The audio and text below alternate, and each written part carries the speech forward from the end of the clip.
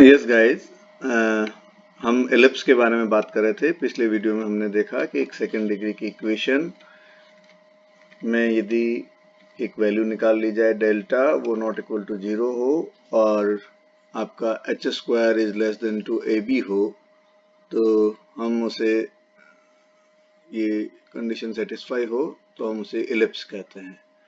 ये एक है सेकेंड डिग्री का curve. H square is equal to A B हो जाए तो पैराबोला बनता है। H square is greater than two A B हो जाए तो ये हाइपरबोला बनता है, ये आप जानते हैं। और एच 0 हो जाए और A B is equal to A और बी बराबर हो जाए तो वो सर्किल बनता है ना। ये सर्किल बनता है, ये हाइपरबोला बनता है, ये पैराबोला बनता है और ये इलिप्स बनता है। ये सेकंड डिग्री की कर्व हमारे पास इक्वेशन पता हो तो ये कंडीशन हम निकाल लेते हैं और यहाँ से हम उनकी वैल्यू को अलग अलग पता कर लेते हैं। ये सर्किल के लिए, ये हाइपरबोला, ये बराबर वाली कंडीशन पैराबोला के लिए और लेस देन वाली कंडीशन एलिप्स के लिए। ये लेस देन वाली कंडीशन एलिप्स के लिए। तो ये एलिप्स को ट्रेस करने का तरीका है। फिर हम उसके सेंटर निकाल लेते हैं, फिर हम उसकी लेंथ ऑफ एक्सिस निकालते हैं, फिर हम जो भी वैल्यू है इक्वेशन ऑफ एक्सिस निकालते हैं, कट एट द पॉइंट निकालते हैं, उसको ट्रेस कर लेते हैं। तो हमारा फर्स्ट जो है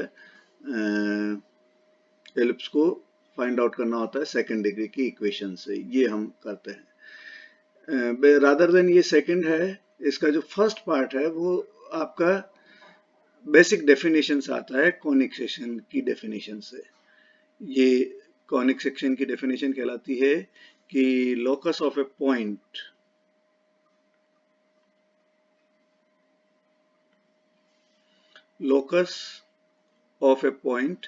whose ratio of distance from a fixed point and fixed line is constant, then it is called conic section। ये conic section की बेसिक परिभाषा है। यहाँ पे अब ये जो फिक्स पॉइंट है इसको हम क्या नाम देते हैं? फोकस नाम देते हैं। Distance from focus.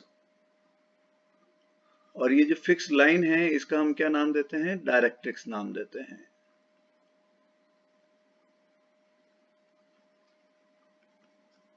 ये डायरेक्ट्रिक्स कहलाती है आपकी। तो फिक्स बिंदु और फिक्स रेखा से जो दूरी का अनुपात है वो क्या होना चाहिए? कांस्टेंट रहना चाहिए। अब ये कांस्टेंट शब्द कैसे कैसे बदलता है? ये इक्वल टू 1 हो सकता है, ये ग्रेटर देन टू 1 हो सकता है, ये लेस देन टू 1 हो सकता है। इक्वल टू 1 होगा तो ये वापस पैराबोला बन जाएगा। ग्रेटर देन टू 1 होगा तो ये हाइपरबोला बन जाएगा और लेस देन टू 1 होगा तो ये इलिप्स बन जाएगा। तो इलिप्स के केस में ये हमारा जो ई है, हम लिखते हैं कि एस पी, लिख दीजिए इसको, S P upon P M is less than is equals to E. ये कांस्टेंट रेशियो होना चाहिए और इसका मान क्या होना चाहिए? लेस देन टू 1 होना चाहिए। तो ये इलिप्स की हमारी पहली परिभाषा हो गई। इलिप्स की हमारी ये पहली परिभाषा है कि यदि एस पी, इसको मैं सही से लिख देता हूं,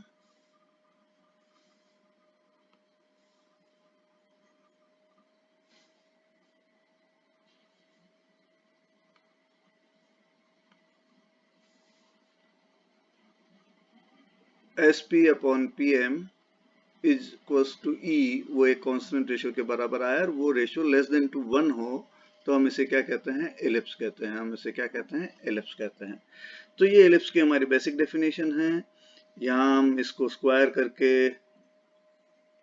ई square into P M square लिख देंगे। इस एस पी को, ये आप एक ट्राइंगल बन रहा है पी एन एस, या इस एस पी को हम यहाँ से क्या लिख देते हैं? एस एन का होल स्क्वायर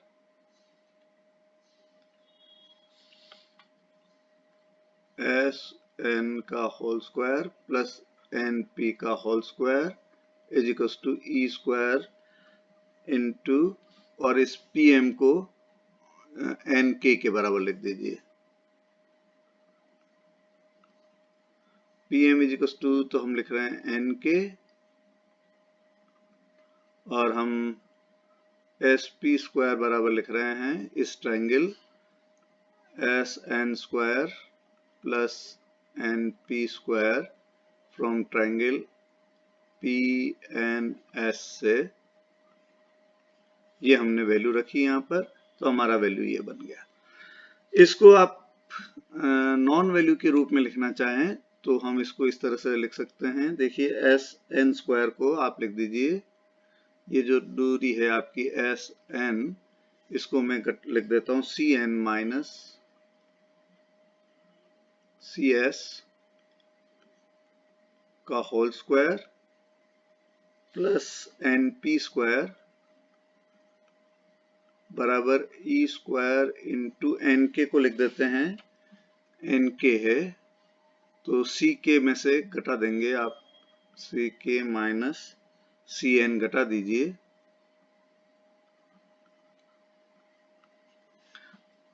तो ये इस तरह से बदल जाएगी। और यहां से आप ये वैल्यूज अब आप देख सकते हैं, ये नॉन टर्म्स के रूप में आ गई। सी एन की वैल्यू हमारी क्या है, ये x है, ये अभी हम निकाल के बताएंगे। सी एस की वैल्यू ए ई होती है का whole square plus N P क्या हो जाएगा हमारा वाई स्क्वायर हो जाएगा बराबर ई स्क्वायर इंटू ये वैल्यू होती है हमारी A upon E minus X का होल स्क्वायर। इसको देख लीजिए, ये दोनों वैल्यू हम कहाँ से लाए हैं, सी एस बराबर ए ई और सी के बराबर ए अपॉन ई। हमने क्या लिखा है, सी एस बराबर ए ई और सी के बराबर ए अपॉन ई।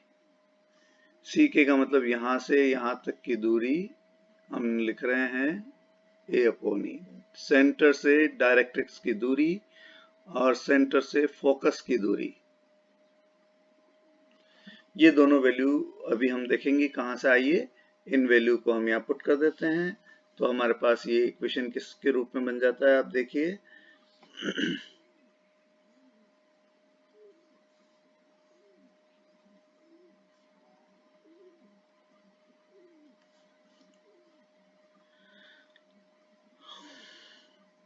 इसको सोल्व करेंगे तो हमारे पास ये इक्वेशन बन जाएगा X square upon A square plus Y square upon A square into 1 minus E square बराबर 1।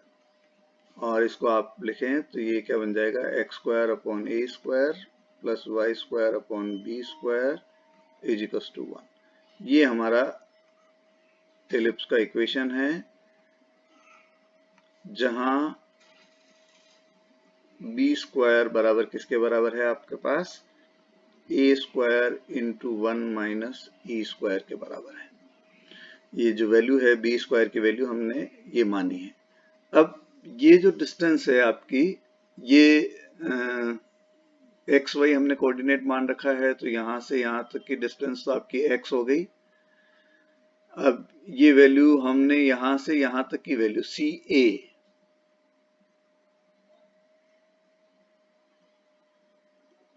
यदि हम ए मान लेते हैं, है ना, सी ए डैश भी हम ए मान लेते हैं और ये वैल्यू भी हम ए मान लेते हैं, तो हमारे पास ये वैल्यू हम कैसे निकालें वो देख लेते हैं। सी एस बराबर ए ई और सी के बराबर ए ई। तो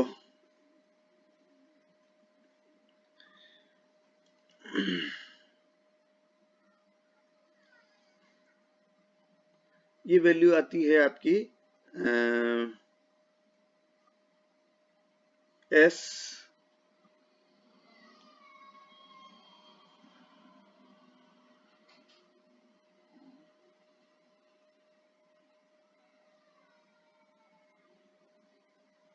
ये वैल्यू आई हमारी सी एस अपॉन ए ई और सी के अपॉन ए ई। तो हम इसको